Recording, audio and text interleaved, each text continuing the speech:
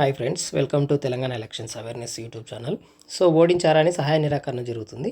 ఇక్కడ ఏంటి అనే వివరాల్లోకి వెళ్తే, అంటే పంచాయతీ ఎన్నికల్లో ఓడించారన్న కోపంతో అంత్యక్రియలకు డప్పు కొట్టేందుకు నిరాకరించిన ఘటన హన్మకొండ జిల్లా ఎల్కతుర్తిలో జరిగింది. ఎల్కతుర్తి సర్పంచ్ స్థానానికి ఎస్సీ మహిళకు కేటాయించారు. ఈ నెల 11న పంచాయతీ ఎన్నికలు జరిగినాయి, అంటే మొదటి విడత జరిగినాయి. ఒకే సామాజిక వర్గానికి చెందిన ఇద్దరు అభ్యర్థులు బీఆర్ఎస్ కాంగ్రెస్ మద్దతుతో సర్పంచ్ పదవికి పోటీ చేశారు. అంటే ఒక విధంగా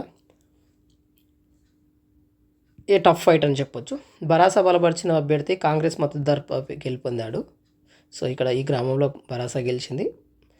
అదే గ్రామానికి చెందిన బరాస సీనియర్ నాయకుడు ఎం వెంకటేష్ యాదవ్ అనారోగ్యంతో శనివారం రాత్రి మృతి చెందారు. శనివారం అంత్యక్రియల్లో భాగంగా ఆనవాయితీగా డప్పు కొట్టేందుకు ఒక వర్గాన్ని పిలువగా, ఎన్నికల్లో మా వర్గానికి మీరందరూ ఓటు వేయలేదు, అందుకే మేము రాబోము అని తేల్చి చెప్పారు. చేసేదేం లేక ప్రత్యామ్నాయ ఏర్పాట్లతో అంత్యక్రియలు నిర్వహించారు.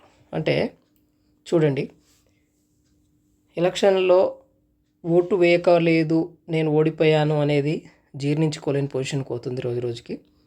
సో ఇది మంచి పరిణామం కాదు. ఇలా కాకుండా ఒక అండర్స్టాండింగ్తో ముందుకు వెళ్ళినట్లయితే ఇలాంటివి రాకుండా జరుగుతాయి. ఇలా జరగకూడదు అంటే గ్రామానికి ఏం చేస్తారో చెప్పండి. గ్రామంకి ఎటువంటి పనులు చేస్తాను, వచ్చిన డబ్బులను ఎంత ట్రాన్స్పరెన్సీగా మీకు చూపిస్తాను, వచ్చిన డబ్బు ఎంత, పెట్టిన ఖర్చు ఎంత అనే ధోరణిలో పోయినట్లయితే ఎవరికి ఎవరు డబ్బులు ఇవ్వాల్సిన అవసరం రాదు.